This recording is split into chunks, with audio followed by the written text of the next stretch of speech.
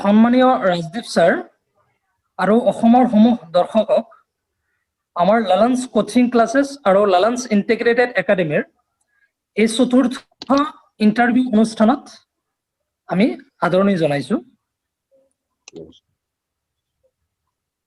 নমস্কাৰ sir. Hello everyone and welcome to the fourth session of Journey to Your Dream College. जो भी viewers इस initiative का ये सेशन डायरेक्टली देख रहे हैं उनके लिए आज का सत्र शुरू करने से पहले मैं इस पहल के बारे में जानकारी देना चाहता हूँ। Through this initiative, we will be posting talk from the experienced faculties of Lalans coaching classes and Lalans Integrated Academy on our social platforms, ताकि असम के स्टूडेंट्स और उनके पेरेंट्स को उच्च स्तरीय का एकेडमिक गाइडेंस मिले। We will be answering questions that comes through the mind of every aspirant and parents during the journey of their academic preparation. It takes a lot of effort and time to build honest and fruitful content like this. So I'll urge the viewers to please support this initiative as much as possible, because our ultimate aim is to serve the students and parents of Assam. Now it's time to welcome and introduce our guest faculty, Dr. Rajdeep Mohanta sir.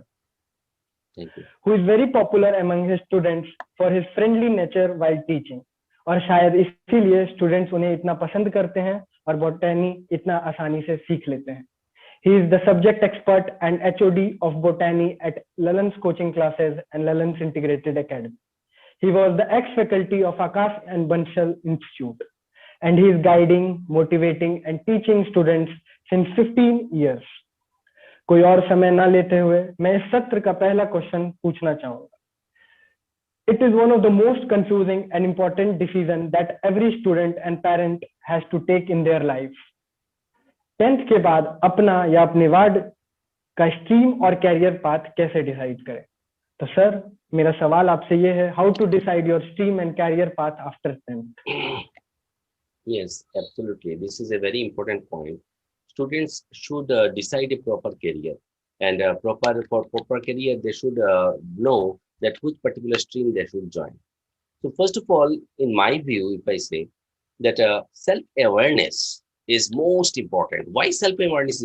What I actually mean with self-awareness, जैसे कि students हैं वो अपने बारे में खुद को analysis करे प्रॉपरली कि उनका कौन सा सब्जेक्ट्स में प्रॉपर ग्रिप है, कौन सा सब्जेक्ट में वो मोटिवेटेड रहते हैं, ज्यादा इंटरेस्ट ज्यादा आता है, वो खुद को एनालिसिस करे, सिर्फ मार्क्स के बेसिस पे नहीं, ऊपर ही नहीं, सब पैरामीटर देख के, ताकि उनको ऐसा ना लगे कि ये जैसे कि साइंस ले लिया तो लेकिन साइंस में इतना मतलब पकड़ नहीं पा रहा हूँ क्योंकि मुझे कुछ वीकनेसेस है।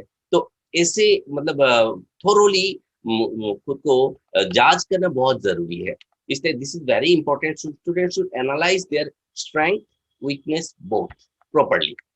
दूसरा जो पॉइंट है, they must know about the stream, कौन सा स्ट्रीम में जाना है, science stream, art stream, commerce stream, there is no comparison, all are good, all are good, all are equally effective in present day scenario. No one can say that this is good, this is bad. Everyone is equally important, but thing is that when you analyze your stream, you analyze means keeping certain points that what are the career prospects, what are the higher education courses, then what is the difficulty level, my interest and the subject matter, are they matching or not? So you match all these things, and also you should think about the different types of professional courses provided by the stream, or in which way I can move, means how many parameters are there. They should go through this every minute detail of this those different streams. So this is very important.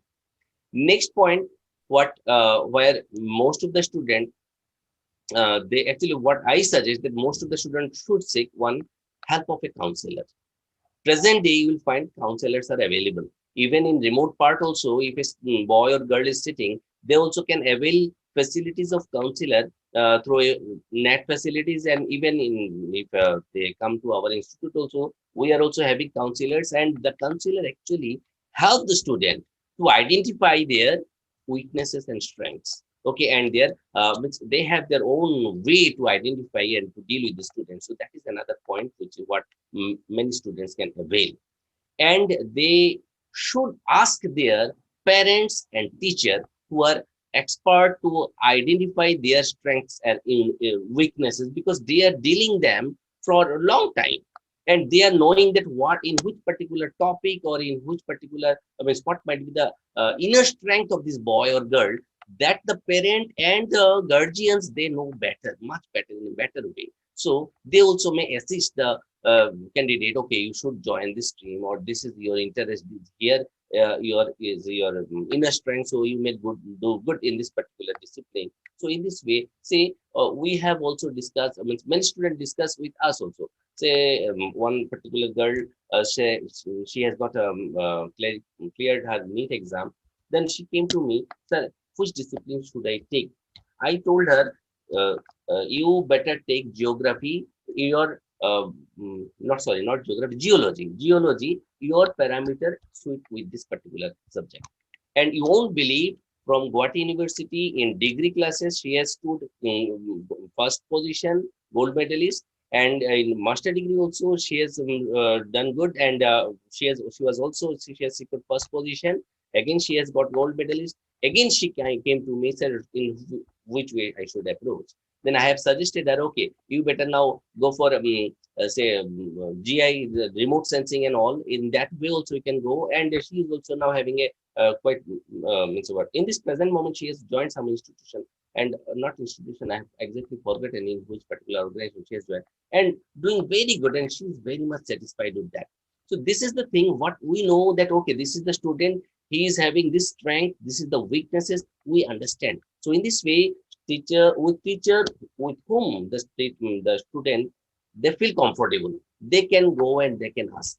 So this is another very important point. तो ये बच्चों को समझ में, मतलब जिनके साथ वो कंफर्टेबल फील करते हैं, उनके साथ वो डिस्कस करें, तो वो भी गाइड कर सकते हैं कि देखो यहाँ पे तुम्हारा स्ट्रेंथ ज्यादा है, यहाँ पे वीकनेसेस ज्यादा है। और एक चीज जरूर बोलना चाहूंगा स्टूडेंट्स को कि नेवर फॉलो द क्राउड। तुम्हारा चॉइस क्या है, तुम्हारा स्ट्रेंथ कहाँ पे, वहां पे देखो, वहां पे जोर लगाओ, वहां पे जोर लगाने से आराम से काम बन जाता है। तो वो चीज बहुत ही इंपॉर्टेंट है। समटाइम फ्रेंड्स को ये स्ट्रीम में जाना है, फ्रेंड्स को वहां पे जाने से मतलब ज्यादा कंफर्टेबल है, इसलिए मुझे भी जाना है, ये नहीं है। You should decide your own career, you should decide your own path, and that should be decided based on your own strength, your own interest, your potentiality, your ability. Okay, thank you. और sir, I hope कि अब बच्चों को अपना career और अपने stream का important decision लेने में बहुत आसानी मिलेगी। सर, आपने बहुत अच्छा बात बताया बच्चों को, जैसे कि आप अपने बड़ों से बात करें, काउंसलिंग लें, क्योंकि अब ये कोई मजाक का बात नहीं रह गया, ये इम्पोर्टेंट है और इसमें कोई छोटा या बड़ा वाला बात नहीं। और एक बहुत बड़ा बात कहा आपने, never follow the crowd. So thank you so much for such a detailed answer, sir. I would request Mojamil sir to ask the another question from our faculty. ধন্যবাদ জনাইছো নিখিল স্যাৰক।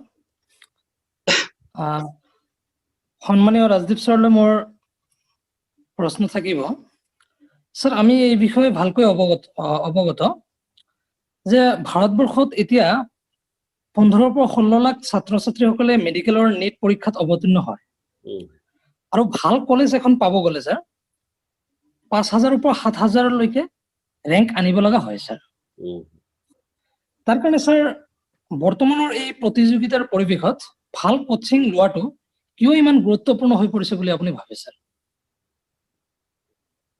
কোচিং লোৱাটো আজিকালি গুৰুত্বপূৰ্ণ হৈ গৈছে, বহুত কেইটা ৰিজন আছে। চাব, কোচিং ললে এটা ষ্টুডেণ্ট এজন যেতিয়া কোচিং চেণ্টাৰত যায়, কোচিং চেণ্টাৰে ষ্টুডেণ্টক ইম্পোজ নকৰে, তুমি পঢ়িবই লাগিব, প্ৰেছাৰ নিদিয়ে, কিছুমান ট্ৰিক্স দিয়ে। This is the way, motivation কৰে। তাৰপিছত কিছুমান ক্ষেত্ৰত যেনেকে টিচাৰৰ লগত কমিউনিকেশ্যনটো যেতিয়া বহুত বেছি ইণ্টাৰেকশ্যনটো যেতিয়া বাঢ়ি যায়, তেতিয়া লাহে লাহে ষ্টুডেণ্টৰ এই মানে কোচিং চেণ্টাৰ যোৱাৰ পিছত যিটো হয়, এই মটিভেশ্যন বস্তুটো বহুত বেছি হৈ যায়।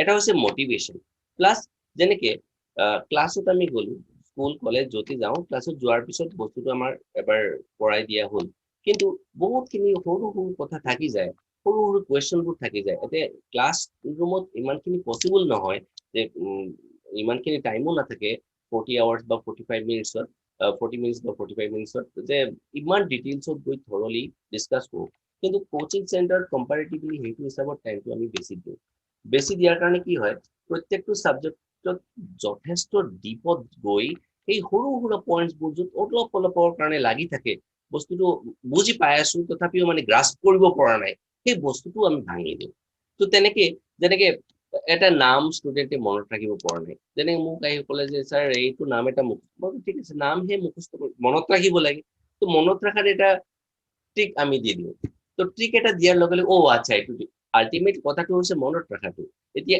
এই ট্ৰিকটো পাই যোৱাৰ লগে লগে আচ্ছা এইটো ইজি হৈ গ'ল ন ষ্টুডেণ্টটোৰ কাৰণে তো এইকাৰণে কি হ'ল তেতিয়া ঠিক তেনেকে এটা ফৰ্মুলা হ'ব পাৰে এটা ডিডাকশ্যন হ'ব পাৰে বা কিছুমান ক্ষেত্ৰত তেনেকে আছে টপিক যেনেকে একদম মনে নাই পঢ়িবলৈ মানে একদম কিছুমান টপিক থাকে প্ৰত্যেকটো ছাবজেক্টত থাকে কিছুমান টপিক বা কমপ্লিট মেমৰি বেছড টপিক তো তাৰ পঢ়াবলৈ তাক অকণমান টাইম দিব লাগিব তাৰ নকল টাইম নহয় তাৰ সেই পঢ়োৱাৰ কিছুমান ষ্ট্ৰেটেজি লাগিব আৰু মানে অলপ ইণ্টাৰেষ্টিং কৰি দিব লাগে বস্তুখিনি ইমানখিনি বস্তু স্কুল বা কলেজত প্ৰেক্টিকেলি পচিবল নহয় তো সেইখিনি বস্তু কোচিং চেণ্টাৰত মেকআপ হৈ যায় ল'ৰা ছোৱালীয়ে যেতিয়া এটা এইবাৰ ইণ্টাৰেষ্টটো পাই যায় তেতিয়া বহুতখিনি ইজি হৈ যায় সিহঁতৰ কাৰণে বস্তুবোৰ গ্ৰাস্প কৰিবলৈ টাফ কুৱেশ্যনবোৰ সলভ কৰিবলৈ এইকাৰণে মানে কোচিং চেণ্টাৰ যোৱাটো এইকাৰণে প্ৰয়োজন হৈ গৈছে আগতে এটা সময়ত কি আছিল মানে নৰ্থ ইষ্টৰ কথাটোৱে যদি সোধো তেতিয়া এটা সময়ত 300 350 তেনেকুৱা কাট অফত চলি গৈছিল আজিকালি আমি চাইছো কাট অফ কিমান ওপৰলৈ গৈছে তো কাট অফ যোৱাৰ অৰ্থটো কি কাট অফ যোৱাৰ হৈছে কম্পিটিশ্যনটো বাঢ়ি আছে কম্পিটিশ্যন বাঢ়াৰ অৰ্থটো কি কেলে more and more students are participating actively আগৰ নিচিনা সেই চিটুৱেশ্যনটো হৈ থকা নাই তো যেতিয়াই কম্পিটিশ্যনৰ মানে মাপজোখটো অলপ ওপৰলৈ গৈছে তেতিয়া আমি কি কৰিব লাগিব আমাৰ সেই আগৰ সিস্টেমত এতিয়া গলে নহব বস্তুবোৰ অলপ আমি এডভান্স হৈ থাকিব লাগিব তাৰ কাৰণে অলপ এসিস্টেন্স লাগে মই এইটো নকওঁ যে এজন ষ্টুডেণ্টে যদি অকলে পঢ়ে নোৱাৰিব নহয় পাৰিব তেতিয়াও পাৰিব অকলে পঢ়িলে যে একদম নোৱাৰিব সেইটো নহয় কিন্তু কোচিঙত যোৱাৰ পিছত সেই মটিভেশ্যনটো নন ষ্টপ পাই থাকিব প্লাস এই সৰু সৰু বস্তু যেতিয়া মানে টিচাৰবোৰৰ হেল্প নন ষ্টপ পাই থাকে ল'ৰা ছোৱালী তেতিয়াহ'লে এই ডেভিয়েট হৈ নাযায় কিছুমান বস্তু তাৰো মই কওঁ কিছুমান বস্তু ষ্টুডেণ্টে এভয়েড কৰিব লাগে অকলে পঢ়িলে সেইখিনি বস্তু ধৰি দিবলৈ মানুহ নাথাকে কোনো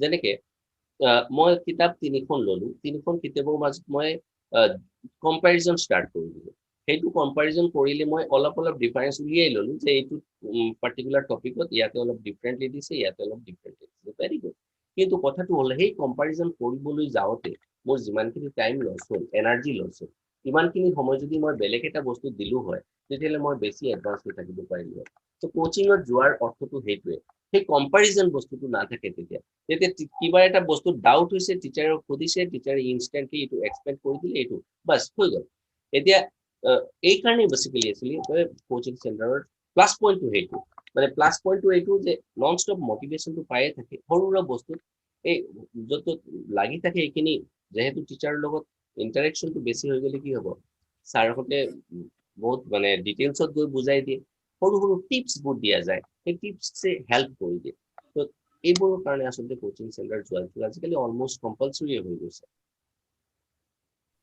জানিছে ধন্যবাদ স্যাৰ দ্বিতীয়টো প্ৰশ্নলৈ আপোনালৈ আগবঢ়াওঁ স্যাৰ আমি দেখা পাই আছো মাৰ্কেটত স্যাৰ বহুত কোচিং ইনষ্টিটিউট আজি গঢ় লৈ উঠিছে বহুত ধনবান মানুহে মাৰ্কেটিঙত স্যাৰ বহুত ফকাস কৰি আছে ভালকে মাৰ্কেটিংটো উপস্থাপন কৰি আছে কিন্তু পেৰেন্টছ আৰু ষ্টুডেন্টছে কোৱালিটি কোচিং ইনষ্টিটিউট স্যাৰ বিচাৰি পোৱাত মানে অলপ অসুবিধাৰ সন্মুখীন হৈছে স্যাৰ স্যাৰ ভাল এখন কোচিং ইনষ্টিটিউট যোনটোৱে কোৱালিটি এডুকেশ্যন দি আছে আৰু ভাল ৰিজাল্ট প্ৰডিউচ কৰি আছে এই বিষয়ত স্যাৰ মানে ভাল কোচিং ইনষ্টিটিউট কেনেকৈ বাছি উলিয়াব পাৰিব তাৰ কাৰণে আপুনি কি ক'ব বিচাৰিব স্যাৰ খুব ধুনীয়া কোৱেশ্চন এটা কৰিছে আপুনি এইটো সঁচাকে এটা মানে খুব ভাবিব লগা কথা মানে আৰু এটা পাজলিং সিচুৱেশন মানে সব টিচাৰ আৰু টিচাৰ নহয় গাৰ্জিয়ান আৰু ক্যান্ডিডেটছৰ কাৰণে কোনটো ইনষ্টিটিউটত যাওঁ কোনখন ইনষ্টিটিউটত গ'লে ভাল পাওঁ তো তাতে মই এটা বস্তু ক'ব খুজিছো ভাল ইনষ্টিটিউটৰ কিছুমান লক্ষণ থাকে যেনেকে ভাল ইনষ্টিটিউট যদি হয় তাত প্ৰত্যেকটো ল'ৰা ছোৱালীক ইণ্ডিভিজুৱেলি সিহঁতক এনালাইচিছ কৰিছে না নাই ঠিক আছে এটা ল'ৰাৰ ইণ্ডিভিজুৱেল পাৰফৰ্মেন্সটো কিমান ভালেই হৈ আছে না বেয়াই হৈ আছে সেইটোৰ ওপৰত তেওঁ নজৰ ৰাখে মানে ইনষ্টিটিউটে নজৰ ৰাখিছে না নাই সেই বস্তুটো খুব ইম্পৰ্টেণ্ট যেনেকে কিছুমান ইনষ্টিটিউট চাব ভাল ষ্টুডেণ্টক ছেপাৰেট কৰি সিহঁতক বেচ এটা বনাই দিয়া যায় মই সুধো চিম্পলি ভাল ষ্টুডেণ্ট কিটাৰ যদি বেচ বনাই আমি ছেপাৰেটে কৰি দিছো বাকি ষ্টুডেণ্টখিনি যিখিনি মিডিঅকাৰ বা সেইটো সময়ত ইমানখিনি সিহঁতি ফ'কাছ দিব পৰা নাই সিহঁতি কি ফিজ পেমেণ্ট কৰা নাই নে সিহঁতিও ফিজ পেমেণ্ট কৰিছে সিহঁতিও একেই কিবা এটা আশা লৈ সিহঁতিতো আহিছে তো সিহঁতক আমি কেলে ডিপ্ৰাইভ কৰি আছো কিছুমান ইনষ্টিটিউট আমি মন কৰোঁ যে ভাল ফেকাল্টি কিছুমান ৰেষ্ট্ৰিক্টেড বেচত থৈ দিয়া হয় সব ষ্টুডেণ্টে এভেইল কৰিব নোৱাৰে এই ফেচিলিটিছখিনি তাৰ মানে অলপ ডিফাৰেঞ্চিয়েশ্যন কৰি দিয়া যায় ইনষ্টিটিউটত সোমোৱাৰ পিছত কিছুমান টেষ্ট পাতি দিয়া যায় পাতাৰ পিছত ভাল ষ্টুডেণ্ট স্ক্ৰিন আউট কৰি পেলাই সেইটো ভাল ষ্টুডেণ্টৰ কিয় সেইটো চিম্পলি মোৰ কথাটো হৈছে যদি এটা কোচিং চেণ্টাৰত এজন ল'ৰা বা ছোৱালী আহিছে সিহঁতৰ ইকুৱেল ট্ৰিটমেণ্টটো পাব লাগিব হয় কিছুমান ল'ৰা ছোৱালীৰ গ্ৰাস্পিং কেপাচিটিটো অলপ ফাষ্টাৰ হয় কিছুমানৰ শ্ল' হয় তেনেকুৱাত আমি ভাবো যে উইক যিখিনি অলপ উইক হৈ আছে সিহঁতৰ কাৰণে আমি এডিশ্যনেল ক্লাছ লগাম এডিশ্যনেল ক্লাছ লগালে তেতিয়াহ'লে বেনিফিটটো হ'ব সেইটো যে সিহঁতি মেকআপ কৰিবলৈ এটা স্কোপ এটা পাব তো সিহঁতৰ ক্ৰাইটেৰিয়া ইকুৱেল হ'ব আহি আমি ভালটোক ভাল ফেচিলিটি দিলোঁ আৰু যিখিনি অলপ পিছ পৰি আছে সিহঁতক আমি ফেচিলিটি কিমানখিনি নিদিলোঁ সেই বস্তুটোত খুব মন কৰিব লগা বস্তু মানে যিকোনো ভালৰ চেও ভাল ষ্টুডেণ্টৰ ক'ৰবাত চিম্পল পইণ্টত লাগি থাকিব পাৰে এটা চিম্পল পইণ্টত মানে লাগি ধৰাৰ কাৰণে বাকী হিচাপখিনি নিমিলিব পাৰে তেওঁ সেইটো কাৰণে এটা পাৰ্টিকুলাৰ এক্সামত ৰিজাল্টটো বেয়া আহি যাব পাৰে এইকাৰণে তাক স্ক্ৰিন আউট কৰি পেলাই উইক ষ্টুডেণ্টৰ কেটাগৰীত পেটাই দিয়া বা ভাল ষ্টুডেণ্টক আমি ছেপাৰেট কৰি লৈ যোৱাটো সেইটো কোনো বৈদ্যে ছাপৰ্টেবল নহয় বহুতখিনি ইনষ্টিটিউটত মই দেখা পাওঁ সেইটো বস্তু চলি থাকে সেইটো এটা বস্তু চাব লগা বস্তু তাৰপিছত আৰু এটা বস্তু খুব ইম্পৰ্টেণ্ট যেনেকৈ মেনিপুলেটিং ৰিজাল্ট ইনষ্টিটিউটৰ যিটো ৰিজাল্ট এটা ছেইম চেহাৰা আপুনি চাব ভালকৈ আমিতো কোচিং চেণ্টাৰত লাগি আছোঁ কাৰণে আমি জানো ছেইম ষ্টুডেণ্ট আপুনি 4-5টা চেণ্টাৰত সিহঁতে ক্লেইম কৰি আছে যে এইটো আমাৰ ষ্টুডেণ্ট কিয় ইয়াৰ পৰা এটা বস্তু হয় যে মেনিপুলেটিং ৰিজাল্টত মেনিপুলেশ্যন হয় কথাটো হৈছে যদি এজন ষ্টুডেণ্টে সঁচাকৈ পঢ়ি আহিছে ষ্টুডেণ্টে নিজে ক'ব ন যে মই ইয়াৰ পৰা পাছ কৰি আহিছোঁ তো তেনেকুৱা ধৰণৰ ক্ষেত্ৰত মানে এই মেনিপুলেটিং ৰিজাল্ট যোনে ইউজ কৰি আছে সেই ফেক ডাটাবোৰ এটা তেতিয়া সিহঁতৰ নিজৰ অথেণ্টিচিটিৰ ওপৰত কুৱেশ্যন মাৰ্কছ এটা আনি দিয়ে সেইটো বস্তুৰ পৰা অলপ বাচি থাকিব লাগিব অলপ মন কাণ কৰিলেই বস্তুবোৰ ক্লিয়াৰ হৈ যায় ষ্টুডেণ্ট বা গাৰ্জিয়ানো সেইটো গম পাই যাব পাৰে যে কোনটো ইনষ্টিটিউটে মেনিপুলেটিং ৰিজাল্ট প্ৰডিউচ কৰি আছে আৰু এটা বস্তু মই ক'ব খোজোঁ এটা ইনষ্টিটিউটৰ ৰিজাল্ট যদি আপুনি ভালকৈ চাব কোন কেটেগৰীৰ ষ্টুডেণ্টে ৰিজাল্টবোৰ দি আছে চাব কিছুমান ষ্টুডেণ্ট 2বাৰ 3বাৰ বহি আছে তথাপিও মানে ভাল ৰিজাল্ট কৰিব পৰা নাই কিন্তু সেই ষ্টুডেণ্টে কিছুমান ইনষ্টিটিউট যোৱাৰ পিছত আউটষ্টেণ্ডিং ৰিজাল্ট এটা দি দিয়ে তেনেকুৱা ধৰণৰ এক্সাম্পল আছে আৰু এক্সাম্পল আছে যেনেকৈ সিহঁতৰ ক্লাছ 10 বা 12ৰ মাৰ্কছো ইমান এটা ভাল নহয় মিডিঅকাৰ ষ্টুডেণ্ট বা ইমান এটা ভাল মাৰ্কছ লৈ অহা নাই কিন্তু কম্পিটিটিভ এক্সামৰ সিহঁতৰ ৰিজাল্টটো খুব ভাল ৰিজাল্ট হৈ গ'ল তো সেইবোৰ কিহৰ কাৰণে হ'ব পাৰে সেইবোৰ হোৱাৰ পিছত পিছফালে কিছুমান কোচিং চেণ্টাৰত নিশ্চয় হাত থাকে তো হাতটো মানে কি সেই প্ৰথমৰ পৰাই ল'ৰা ছোৱালীটোক তেনেকৈ মটিভেট কৰি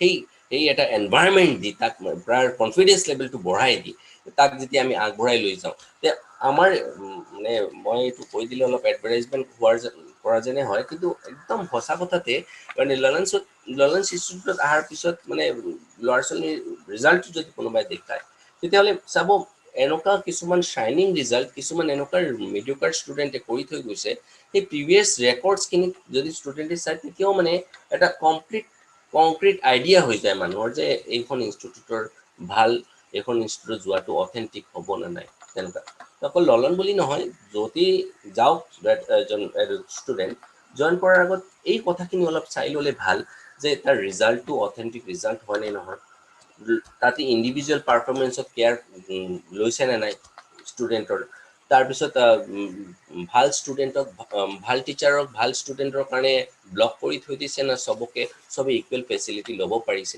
তো তেনেকুৱাবোৰ কথাত অলপ পাৰ্চনেল কাউন্সেলিংটো আৰু এটা খুব ইম্পৰ্টেণ্ট বস্তু ষ্টুডেণ্টক যেতিয়া পাৰ্চনেলি কাউন্সেল কৰি দিয়া যায় সেইটোতে বহুত ইম্পেক্ট আহে এটা ল'ৰা ছোৱালী কেলে নপঢ়িব নপঢ়াৰ কোনো কথাই নাই এটা যিকোনো ল'ৰা যিকোনো ছোৱালী সিহঁতি হায়াৰ ছেকেণ্ডেৰীত উঠিছে কিবা এটা সপোন আছে সিহঁতৰ সপোনটো ফুলফিল কৰিবলৈ নিশ্চয় পঢ়িব সেই পঢ়িবলৈ কেতিয়াবা সিহঁতি ডেভিয়েটেড হৈ যায় নহয় নোহোৱা নহয় ডেভিয়েটেড হয় কিন্তু সেই ল'ৰা ছোৱালীক যেতিয়া আমি ভালকে বুজাই দিওঁ তাৰ পাৰ্টটো দেখাই দিওঁ তাক মটিভেট কৰি দিওঁ তেতিয়াহ'লে নিশ্চয় সেই ভাল ৰিজাল্ট এটা দিব তো তাৰ কাৰণে এই পাৰ্চনেল কেয়াৰটো দৰকাৰ তো পাৰ্চনেল কেয়াৰ যোনটো ইনষ্টিটিউটে লয় তাতে জইন কৰাটো সদায় মানে ভাল বুলি মই ভাবো ধন্যবাদ স্যাৰ ধন্যবাদ আজিকালি আমি সকলোৱে পৰিলক্ষিত কৰিছো যে এই কোভিডৰ সময়ত বহুত অনলাইন শিক্ষাৰ মাধ্যমে ছাত্ৰ ছাত্ৰীসকলক শিক্ষাদান কৰি আছে আচ্ছা কিন্তু ষ্টুডেন্টস আৰু নিজৰ যিবিলাক ক্লাছমেট আছে সিহঁতে ফেকাল্টিৰ লগত ভালকে ইন্টাৰেকশন কৰিব পৰা নাই বা যিটো কম্পিটিটিভ এটা মাহল সেই মাহলটো স্যাৰ পোৱা নাই তো এই ক্ষেত্ৰত স্যাৰ মই আপোনালৈ তৃতীয় প্ৰশ্নটো আগবঢ়াব বিচাৰিম আচ্ছা যে সম্পূৰ্ণৰূপে অনলাইন ভিডিঅ' লেকচাৰ্ছ কোনো লোকেল কন্টেক্ট চেণ্টাৰ নোহোৱাকে ছাত্ৰ ছাত্ৰীসকলক কিমান দূৰ সহায় কৰিব বুলি আপুনি ভাবে স্যাৰ আৰু এই বিষয়ত স্যাৰ আপুনি অসমৰ সমূহ দৰ্শকক আপুনি কি ক'ব বিচাৰিব স্যাৰ আচ্ছা তাতে অনলাইন ভিডিঅ'ৰ মই প্লাছ মাইনাছ দুইটা চাইডে মই ক'ব খুজিম অনলাইন ভিডিঅ' এটাৰ প্লাছ চাইড কেইটা মই কওঁ অনলাইন যদি এটা ভিডিঅ' হয়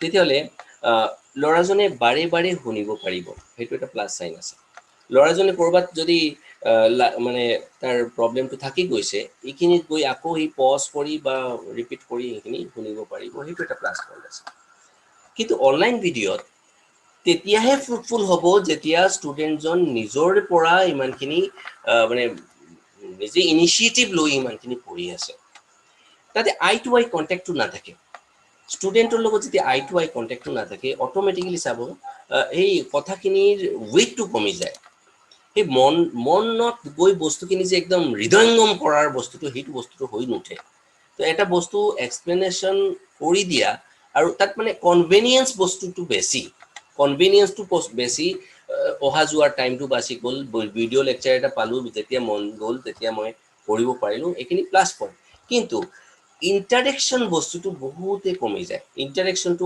মানে বহুতে কমি যায় আই টু আই কণ্টেক্টটো নাথাকে ফিডবেক নাথাকে অথেণ্টিচিটিও কমি যায় কেলে ষ্টুডেণ্টক আপুনি যদি এটা এক্সামো লয় তাৰে ষ্টুডেণ্টে এই যে ঠিকে থাকে এক্সামবোৰ দি আছে তাৰ অথেণ্টিচিটিটো কমি যায় তো অনলাইন বা ভিডিঅ' লেকচাৰত without having local infrastructure this is not at all a very good idea এইটো মানে একদম খুব ছাকচেছফুল হ'ব নোৱাৰে এইটো মই নাভাবোঁ সেইটো খুব বেছি ছাকচেছফুল এটা আইডিয়া সেইটো এটা অল্টাৰনেটিভ বা এটা মানে কনভেনিয়েণ্ট এটা মোড দিয়া হ'ল যে কিন্তু সেইটো মানে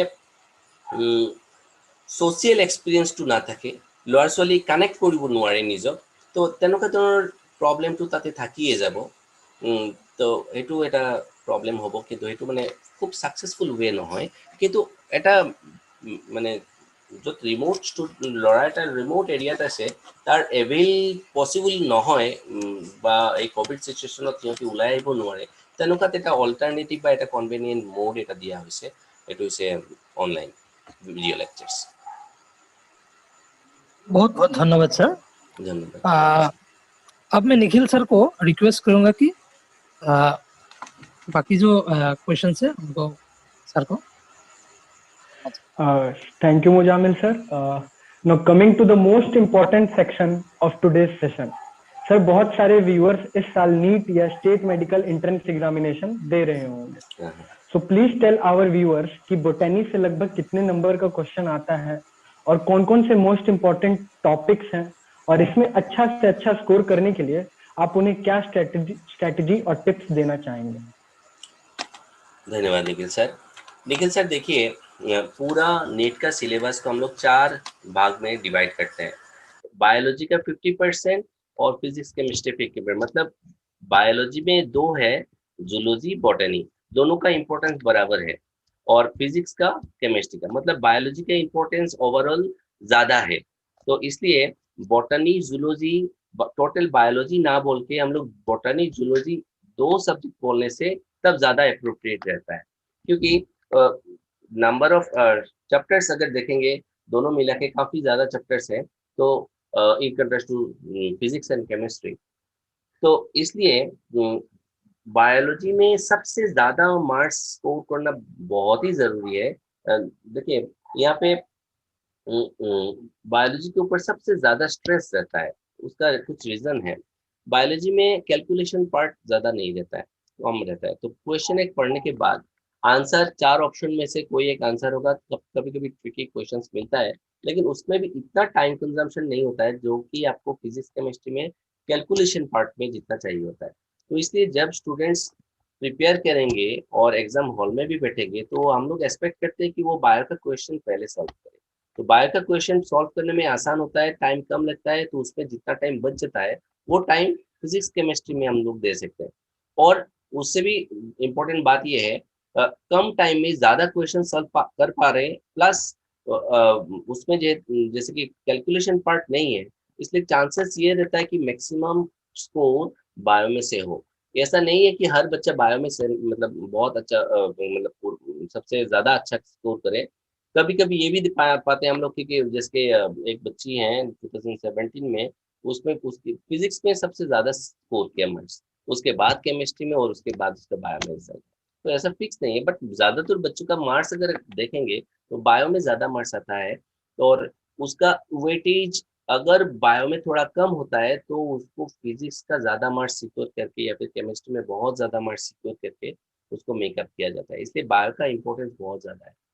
तो बायो का इम्पोर्टेंस ज्यादा है। और हर एक सब्जेक्ट का भी हम लोग अगर प्रिपरेशन स्ट्रेटेजी की बात करेंगे, तो first of all students must be familiar with the syllabus. Syllabus में क्या क्या है ये बहुत इंपॉर्टेंट है। मैं क्यों बोल रहा हूँ, आप लोग पूछेंगे कि सिलेबस पे तो पता ही है, लेकिन प्रिपरेशन करने के वक्त तक बहुत सारे स्टूडेंट्स क्या करते हैं, बियॉन्ड सिलेबस बहुत सारा चीजों में लिंक्ड है लेकिन सिलेबस में नहीं है, ऐसे बहुत चीजों में इतना घुस जाते हैं तो उसमें बहुत सारा टाइम वहाँ पे लॉस कर जाते हैं। तो एक्चुअल सिलेबस में क्या है उससे वो भटक जाते हैं। तो ये नहीं करना है। सिलेबस को एकदम बहुत ध्यान से बारीकी से जांच करना है, ये सिलेबस में है तो ये सब पढ़िए। ये सिलेबस में थोड़ा सा रिलेटेड है, हाँ ये भी पढ़ सकते हैं, लेकिन कंप्लीट इरिलेटेड थिंग, इरिलेवेंट थिंग वो सब टास्क नहीं करना है, टाइम बर्बाद नहीं करना है उसमें।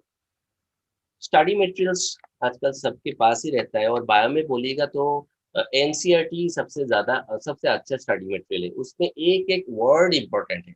एनसीईआरटी किसी भी हालत में स्किप करना नहीं है, उसका एक एक वर्ड हम लोगों को पढ़ना है। उसे एक इमेज ड्रॉ किया गया है, इमेज के नीचे जो लेबलिंग है वो भी इम्पोर्टेंट है, एक जो फिगर दिया है वो भी इम्पोर्टेंट है। इसलिए ये मतलब एनसीईआरटी का कुछ भी हम लोग को स्किप नहीं करना है, ये सबसे इम्पोर्टेंट पॉइंट है।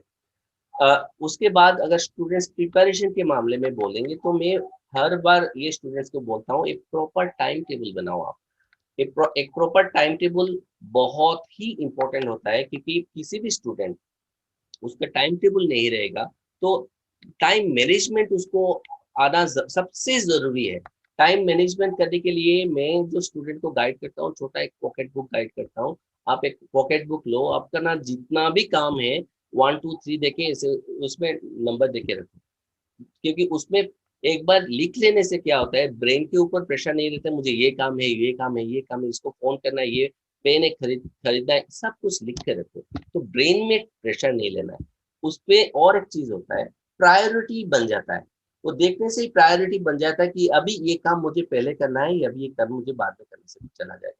तो ये चीज, ये प्रायोरिटी बनाना सबसे इम्पोर्टेंट है। लॉन्ग टर्म स्टडी अवर्स, 1 घंटा 2 घंटा जितना भी हो, लॉन्ग टर्म स्टडी अवर्स और सिलेबस के अकॉर्डिंगली वो माइलस्टोन सेट करना बहुत ही जरूरत है। और इसके लिए एक प्रॉपर टाइम टेबल बनाना जरूरी है। और एक चीज है, ये जो टाइम आवर्स है, लॉन्ग टर्म स्टडी आवर्स, तो ये पहले ठीक है। कभी कभी बच्चे ये क्या करते हैं, हाँ वो अभी थोड़ा रेस्ट ले लेते हैं, एक साथ 8 घंटा बैठ जाएंगे, पढ़ लेंगे, कवर कर लेंगे ना, ऐसा नहीं बनाना है। एक रियलिस्टिक टाइम टेबल बनाना है। एक साथ 8 घंटा बैठना बड़ी बात नहीं, बैठ सकते हो आप, बट उसमें आपका टेनासिटी बहुत लगेगा। और उसमें क्या होता है, ऐसा जंपिंग शेड्यूल बनाने से एक कंटिन्यूटी नहीं रहता है और यू विल फील टायर्ड। तो टायर्डनेस जल्दी आ जाएगा, उसमें क्या होगा, मोटिवेशन चला जाएगा। तो इसलिए स्मॉल स्मॉल गैप लेना ज़रूरी है। जैसे कि मैं जो मानता हूँ, थोड़ा सा टाइम पढ़ो, 1 घंटा पढ़ लिया, फील हो रहा है कि नहीं बहुत पढ़ लिया, ये एक टॉपिक कवर हो गया, then get up, reward yourself, अरे मैंने ये इतना तक कवर कर लिया, रिवॉर्ड योरसेल्फ। हाँ, उसके बाद रिवॉर्ड कैसे देंगे? रिवॉर्ड तो कुछ भी हो सकता है, 10 मिनट वॉक कर लिया, थोड़ा सा जिम में चला, जिम मतलब ऐसे ही थोड़ा एक्सरसाइज कर लिया, किसी के बाद थोड़ा सा बात कर लिया, ज़्यादा टाइम नहीं है, 5-7 मिनट 10 मिनट एक थोड़ा सा रिफ्रेशमेंट के लिए जाना चाहिए। उसमें क्या होता है, मोनोटोनस जो चीज़ होता है वो कट जाता है। So this is another very important thing. कभी कभी देखता हूँ स्टूडेंट्स नॉन स्टॉप पढ़ता रहता है, किताब के साथ चिपका हुआ है, लेकिन दिमाग में उसके जा ही नहीं रहा है, कैसे जाएगा? वो इतना टेंशन और एंग्जाइटी वो पहले ही ले चुका है, तो उसमें फ्री फ्लो उसका दिमाग काम नहीं कर रहा है। तो उस वजह से उसको क्या चाहिए, छोटा छोटा ब्रेक चाहिए उसको। तो ब्रेक लेना भी ज़रूरी है, क्योंकि ये भी बहुत इंपॉर्टेंट पार्ट है। सिर्फ पढ़ाई नहीं, उसके साथ ब्रेक भी चाहिए। और इसलिए ना जंपिंग रूटीन नहीं बनाना है, जो रूटीन एक रियलिस्टिक रूटीन बनाओ। पूरा दिन, हर एक दिन लिमिटेड एक टाइम रखो, हाँ इतना टाइम मुझे पढ़ना है और ऐसे पढ़ना है। और उसका भी एक रूटीन बनाना ज़रूरी है, क्योंकि आज कौन सा मेन मेजर टॉपिक मुझे कवर करना है, कौन सा टॉपिक मुझको रिवाइज करना है। Revision is very very important, revision बहुत ही इंपॉर्टेंट है। बीच बीच में रिवीजन ना दिया जाएगा तो पूरा ना सब कुछ भूल जाएंगे लोग, इसलिए revision is very important. Then और एक चीज़ बहुत ज़रूरी है, कुछ कुछ बच्चों का एक हैबिट होता है, पढ़ाई के टाइम में सो जाते हैं, सोने के टाइम में पढ़ते हैं ना, ये नहीं करना है। Sleeping is very important, adequate time sleeping very very important, लेकिन पढ़ाई के टाइम में स्लीप नहीं है।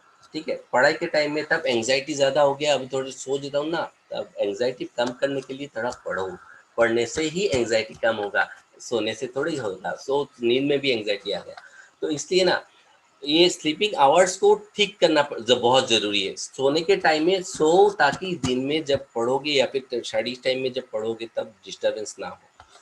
नोट प्रिपरेशन बहुत ज़रूरी है, छोटा छोटा पॉइंट टू पॉइंट नोट बनाना बहुत ही ज़रूरी है। नोट नहीं बनाएंगे तो फिर रिवाइज क्या करेंगे हम लोग?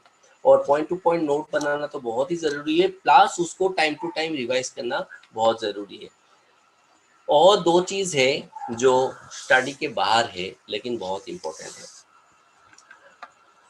छोटा छोटा इंसिडेंट से करियर बर्बाद हो जाता है। छोटा छोटा इंसिडेंट, जैसे कि एक स्टूडेंट है जिसने एग्ज़ाम के 2 दिन पहले बाहर में कुछ खाना खा लिया, उसके बाद उसका हेल्थ ख़राब हो गया। उस साल उसका एग्ज़ाम हॉल में पहुंचने का हाल में भी नहीं रहा। ऐसा भी इंसिडेंट्स होता है। इसलिए ध्यान देना ये बहुत ज़रूरी है, अपना डाइट क्या ले रहे हैं, खाने में सब कुछ है कि नहीं, मिक्स डाइट फॉलो कर रहे हैं कि नहीं, ये अपना डाइट पे, बहुत हेल्दी डाइट पे ध्यान देना बहुत ही ज़रूरी होता है। और एक चीज़ है, जो स्लीप आवर्स और खाना के साथ साथ रेगुलर एक्सरसाइज करना भी ज़रूरी है। क्यों?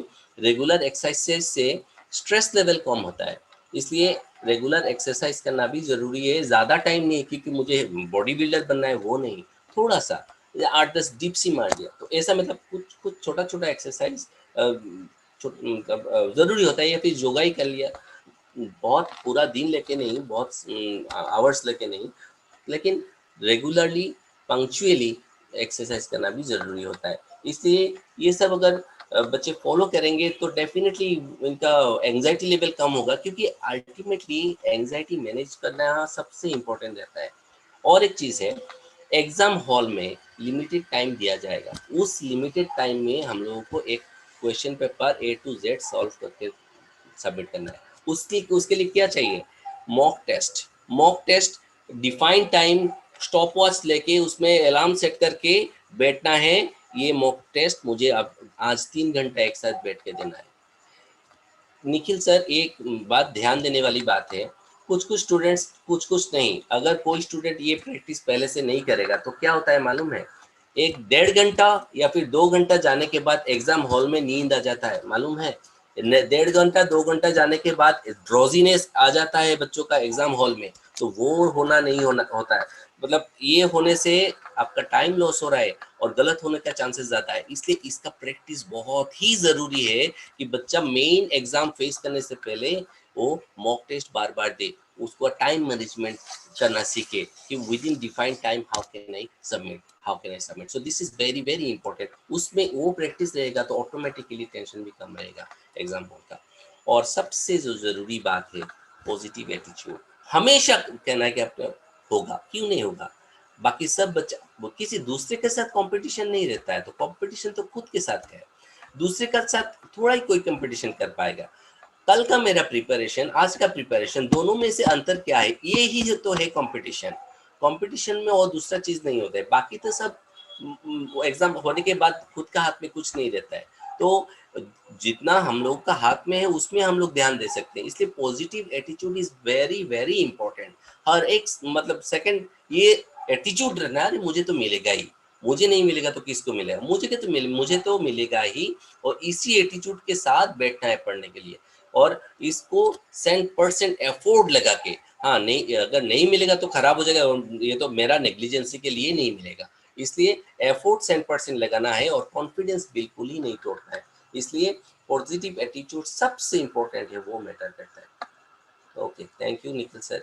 और कुछ sir, I would like to say one thing कि ये जो आप जिसके बारे में बात किए, जिस टॉपिक के बारे में बात किए, जैसे मेरे शब्दों में कहा जाए तो साइकोलॉजी ऑफ एकेडमिक प्रिपरेशन, तो ये बहुत इम्पोर्टेंट है। और ये बहुत सारे बच्चे नजरअंदाज कर देते हैं, और इसी की वजह से शायद वो अच्छा जानते हैं, अच्छा पढ़े हुए हैं, मगर वो अच्छा परफॉर्म नहीं कर पाते हैं। एग्जैक्टली। तो सर ये बहुत इंपॉर्टेंट बात टॉपिक पे आपने बात किया sir. So key point which every student has to take away from the Rajdeep sir talk is familiarity of syllabus, importance of NCERT for biology, follow a proper timetable which will teach you about time management, and most important which you have talked about is positive attitude. Sir, I would like to say it was one of the most honest, informative and easy to apply answers that I have heard. So thank you so much, sir, for taking out your precious time from your busy teaching schedule to help our students to excel in their academics. I would like to thank you all the viewers for watching this video. I would also recommend viewers to watch the previous session of Journey to Your Dream College, in which the experienced faculties had talked about very important aspects of preparation journey. Agar viewers को कोई doubt, question, yeah, if they want us to address a specific topic, please let us know in the comment section. We will try to question the same queries to our next guest faculty. I hope the viewers will support our cause and will share and like this video and will subscribe to our channel.